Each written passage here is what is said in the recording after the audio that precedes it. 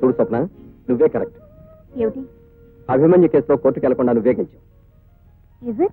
అవును, హత్య చేసింది అభిమన్యు కాదు, ఆమె భర్తే ఆమెను హత్య చేశాడు.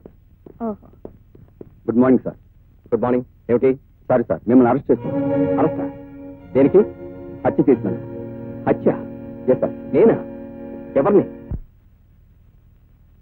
మిస్టర్ ప్రసాద్, అతడు ఆనందరావు మరణానికి మీరే బాధ్యులని, మీరు అమానుషంగా కొట్టడం వల్లే అతను మరణించాడని మీ మీద చార్జ్ షీట్ ఫైల్ చేయబడింది. దానికి మీరేమంటారు? ఇంట్రాగేషన్ సమయంలో ఆయన మీద నేను చేస్తున్నమాట వాస్తవమే, కానీ ఆయన చావుకు నేను కారణం కాదు. అంటే భార్య నెల తప్పింది నా వల్లే కానీ పిల్లాన్ని నేను కనలేదంటారు. అంటే మీరు కొట్టిన దెబ్బల వల్ల తను చావలేదు కాబట్టి అది మీ మూలంగా జరిగిన హత్య కాదు అంటారు. మరి ఎలా చనిపోయాడు? తెలియదు. అతడు కేవలం కొట్టిన దెబ్బల వల్లే చనిపోయాడని డాక్టర్ సర్టిఫికెట్ ఇచ్చాడు. దీనికేమంటారు? తెలియదు.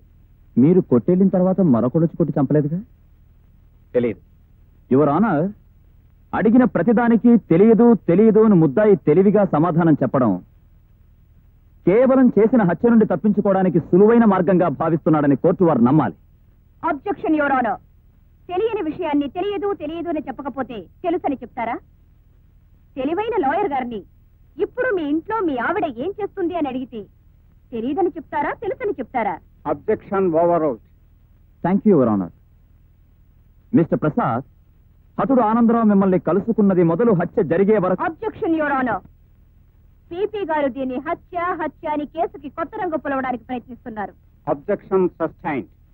Sorry your honour. Thank you your honour. ఒక ప్రశ్నకు కరెక్ట్ గా సమాధానం చెప్తారా? మీ కస్టడీలో ఉన్న ఆనందరావుని మీరు ఎందుకు కొట్టారు? వాస్తవాన్ని రాబట్టడం కోసం. There you are. Your honour, విన్నారుగా, వాస్తవాన్ని రాబట్టడానికి చట్టాన్ని తన చేతుల్లోకి తీసుకున్నారు ఏసీపీ ప్రసాద్ గారు. వాస్తవాన్ని రాబట్టడానికి కోర్టులుండగా చట్టాలుండగా ఒక పోలీస్ ఆఫీసర్ అలాంటి ప్రయత్నం చేయడం అన్నది కావాలని చేయడమేనని కోర్టు వారు నమ్మి సాక్షుల్ని ప్రశ్నించడానికి అనుమతించవలసిందిగా కోరుతున్నాను. ఆ రోజు మీరు ఏసీపీ ప్రసాద్ గారితో స్టేషన్ లో ఉన్నారు. అవును సార్. అంటే ఆనందరావును కొట్టిన సమయంలో? అవును సార్. మరి మీరెందుకు ఆపలేదు? చచ్చిపోతాడు సార్ అంటే ఇలాంటి వాడు చచ్చిపోయినా దేశానికి వచ్చి నష్టమేమీ లేదన్నారు సార్. ఏసీపీ ప్రసాద్ గారు ఆనందరావును చావబాతుంటే మీరు ఆపే ప్రయత్నం చేయలేదా? చేశాను సార్. సర్కిల్ ఇన్స్పెక్టర్ గారితో పాటు నేను ఆపే ప్రయత్నం చేశాను. అతడు ఆనందరావును ఏసీపీ ప్రసాద్ గారు కొడుతూ ఉంటే నువ్వేం చేస్తున్నావు? నేనేం చేస్తానండి, పెద్ద పెద్ద ఆఫీసులో చూస్తానున్నారండి, ఆడితో పాటు నేను చూస్తానున్నాను. మరి నువ్వు వద్దని చెప్పలేదా? మనం చెప్తే ఏంటండి? అంటే ఆయన కొట్టిన దెబ్బలకి అతను చచ్చిపోయాడంట. ఓం మీద నౌకలు చెల్లిపోయండి, చచ్చిపోయాడు. ఆయన కొట్టి వెళ్ళిపోయిన తర్వాత అతను మీరు చూశారా? అయ్యగారు వెళ్ళిపోయాక చెలికి లాగేసామండి. పొద్దుటేళ్ళు చూస్తే ముక్కమ్మటే మూతమ్మటే నెత్తురు గారి చచ్చి పడిపోయానండి. అంటే ఏసీపీ గారు కొట్టిన దెబ్బలకు తెల్లవారేసరికి ఆనందరావు సెల్లో చచ్చిపడున్నాడు కదా? Please note this point your honour. Objection your honour. కావాలని ఒక పోలీస్ ఆఫీసర్ ని నేరంలో ఇరికించాలని పీపీ గారు దృఢ సంకల్పంతో ఉన్నట్టున్నారు. ఆనందరావు చనిపోయిన మాట వాస్తవమే, but it's purely an accident. Your honour, అది యాక్సిడెంట్ అయితే కోర్టుకొచ్చే ప్రతి హత్య యాక్సిడెంటే అవుతుంది. ఎవరి మీద కోపం ఉంటే వారి మీద కారెక్కించి యాక్సిడెంట్ అని రుజువు చేయొచ్చు. Objection overruled. Thank you your honour.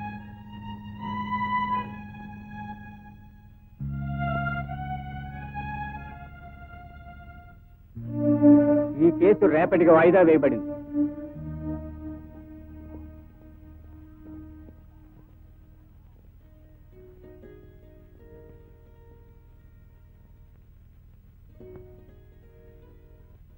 నాకు సహాయం చేయబోయి మీరు ఇబ్బందిలో పడ్డారు. ఇక న్యాయానికి సావే లేదంటారా? న్యాయానికి సాక్ష్యాలు కావాలి. అవి నా దగ్గర లేవు. నిజాలున్నాయి కదా, ఇవి నిజాలను చెప్పడానికి కూడా సాక్ష్యాలు కావాలి. నిజం తెలిసినా కూడా కోర్టులో న్యాయం జరగదంటారా? నిజంతో న్యాయాన్ని జయించలేవని ఇప్పుడే నాకు అర్థమైంది.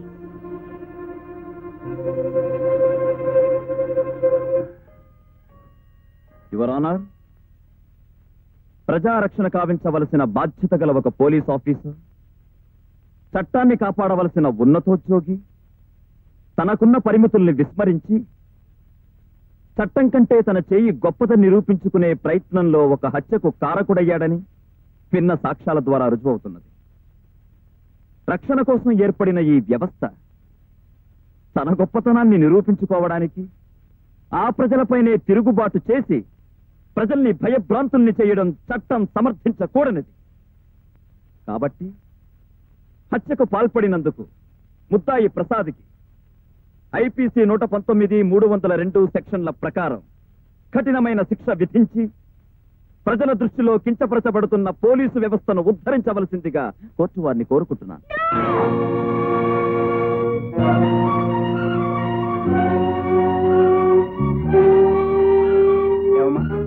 నువ్వు చెప్పదలుచుకుంది ఏమైనా ఉందా? No your honour. Sorry. Your honour, నేను చెప్పవలసింది చెప్పుకోవాల్సింది చాలా ఉంది. ఎవరు నువ్వు? ఈ కేసుతో సంబంధం ఉన్నవాడిని. దేవుడి మీద ప్రమాణం చేసి దేవుడి మీద ప్రమాణం చేసి అంతా నిజమే చెప్తాను. అంత నిజమే చెప్తాను. అబద్ధం చెప్పను. అబద్ధం చెప్పను, అబద్ధం చెప్పను, అబద్ధం చెప్పను. ఏమిటి 3 సార్లు చెప్తున్నా? నిజాన్ని అంత ఖచ్చితంగా చెబుదామని. ఒక్క దేవుడి మీద కాదు, సూర్యుడి మీద ప్రమాణం చేసి చెప్తున్నాను, చంద్రుడి మీద ప్రమాణం చేసి చెప్తున్నాను, చూస్తున్నా వింటున్న వారందరి మీద ప్రమాణం చేస్తున్నాను. నీ పేరు? అభిమన్యుడు. ఏం చేస్తూ ఉంటావు? గతంలో కోర్టుల్లో అబద్ధపు సాక్ష్యాలు చెప్పేవాడిని. ఇప్పుడు కూడా అదే చెప్పడానికి వచ్చా? ఇప్పుడు కూడా అదే చెప్పడానికి వచ్చిన వాడిని అయితే గతంలో కోర్టుల్లో అబద్ధపు సాక్ష్యాలు చెప్పేవాడిని నేను చెప్తాను. నీకు హతుడికి ఉన్న సంబంధం? దోషికి నిర్దోషికి మధ్య ఉన్న సంబంధం. నీకు ముద్దాయికి ఉన్న సంబంధం? నీకు నాకు మధ్య ఉన్న సంబంధం. అంటే నీకు నాకు మధ్య ఉన్న సంబంధం ఉందా? లేదు. ఇది అంతే. అదెలా? వారి భార్య నీకు స్నేహితురాలు అంటే వారు నీకు స్నేహితులు. ఆ స్నేహబంధంతోనే నిన్ను కాపాడాలని ఆనందరావుని కొట్టారు. ఆనందరావు మీకు బంధువా? ఏ మరి ఏ బంధంతో ఈయనే చంపారనంత గట్టిగా చెప్తున్నారు? ఆయన చంపలేదా? లేదు. మరెవరు? నేను. నేనే చంపాను. I kill that bastard. ఈ చేతులతోనే వాడు తల పట్టుకొని నేలకేసి కుట్టి కుట్టి రక్తం వచ్చేలా కుట్టి చంపాను. ఇంపాసిబుల్. It is possible. నీకు అతను చంపవలసిన అవసరం ఉంది? నేను చెయ్యని నేరం నా నెత్తి మీద వేసినందుకు, మనిషిగా మారి నన్ను తిరిగి రాక్షసుని చేసినందుకు. అవును, ఇన్ని ప్రశ్నలు నన్ను వేస్తున్నారే, నేను ప్రశ్న వేయచ్చా? ఏసీపీ ప్రసాద్ గారి దగ్గరికి చనిపోయిన ఆనందరావు వెళ్ళాడు కదా? అవును. ఎందుకు వెళ్ళాడు? పోలీసు రక్షణ కోసం. రక్షణ ఎందుకు? నువ్వు అతన్ని చంపుతానని బెదిరించావు కనుక. That's the point. That's the point your honour. అతన్ని చంపుతానని ఎందుకు బెదిరించాను? నేను చేయని నేరాన్ని నా నెత్తి మీద వేశాడు కాబట్టి. ఆ తర్వాత ఆనందరావును పోలీసులు అరెస్ట్ చేశారు. అతనిచ్చే స్టేట్మెంట్ ప్రకారం అతని భార్యను అతనే హత్య చేశాడని నేను నిర్దోషినని రుజువైంది. నేను నిర్దోషిని రుజువైన తర్వాత కూడా అతను తప్పకుండా ఎందుకు ఊరుకుంటాను? ఎందుకు ఊరుకుంటాను? నేనే చెప్పాను. అదెలా సాధ్యం? అతనున్న కటకటాల గదిలోకి నువ్వెలా వెళ్ళావు? గోదావరి ఎదగలిగిన వాడిని పిల్లకాలం ఎలా ఇదేమని అడిగినట్టుంది మీ ప్రశ్న. ఎక్కడో సెంట్రల్ జైలు నుంచి నేరస్తులు తప్పించుకొచ్చి హత్యలు జరుపుతూ ఉంటే ఆఫ్టర్ ఆల్ పక్క సెల్లో ఉన్న వాడిని చంపలేను. అతనున్న సెల్కి నేనున్న సెల్కి మధ్యలో కటకటాలు మాత్రమే ఉన్నాయి. ఆ కటకటాల పక్కన అతను కూర్చున్నాడు. కటకటాల్లోంచి నా చేతులు వెనక్గా పోనీ చేతను మెడ పట్టుకున్నాను. అతను ముక్కుల్లోంచి నోట్లోంచి రక్తం కక్కి తెచ్చేలా అతని గొంతు నొక్కి నొక్కి నొక్కి చెప్పాను. అతను నేనే చెప్పాను. చిట్ట చివరి సమయంలో వచ్చి తీరుపడిగా నిజాన్ని ఎందుకు అంగీకరిస్తున్నారు? నా మూలంగా నిజాయితీ గల ఒక పోలీస్ ఆఫీసర్ బలి కావటం ఇష్టం లేక, నా కారణంగా ఒక ఇల్లాలి కాపురం కూలిపోవటం ఇష్టం లేక, నా బ్రతుకు ఒక అబద్ధాల పుట్టగా మిగిలిపోవటం ఇష్టం లేక, దీని మూలంగా ఒక దేవతకి ఇచ్చిన మాట తప్పటం ఇష్టం లేక. రానర్, నేను ఇదివరకటి వ్యక్తిని అయితే ఎవరిని గురించి ఆలోచించేవాడిని కాదు, దేని గురించి లెక్క చేసేవాడిని కాదు. కానీ నేను ఇప్పుడు మారిన మనిషిని. నా మూలంగా ఒక నిరపరాధి అన్యాయంగా శిక్షింపవటం నాకు ఇష్టం లేదు. అందుకే మీ ముందుకు వచ్చి నేరాన్ని అంగీకరిస్తున్నాను. మీరు ఏ శిక్ష విధించినా సిద్ధంగా ఉన్నాను. నేరస్తుడు తనకు తానుగా లొంగిపోయి నేరాన్ని ఒప్పుకున్నందుకు అతన్ని అభినందిస్తూ ఆవేశంలో ఈ హత్య చేశాడన్న నిర్ధారణకు వచ్చి ఐపీసీ సెక్షన్ 304A ప్రకారం 3 ఏళ్ల కఠిన కారాగార శిక్ష విధించడం జరిగింది. ఏసీపీ ప్రసాద్ని నిరపరాధిగా నిర్ణయిస్తూ ఇక ముందు చట్టాన్ని తన చేతుల్లోకి తీసుకునే ప్రయత్నం కూడదని హెచ్చరిక చేస్తూ వారిని విడిచిపెట్టడం అయినది.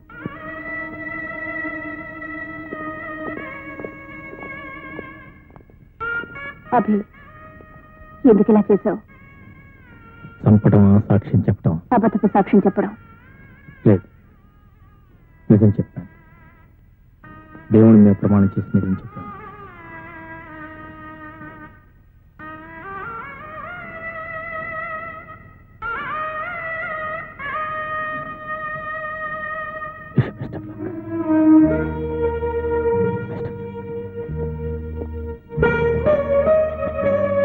మీరు నేరం చేయకుండానే శిక్ష వేయించుకున్నారు కదా.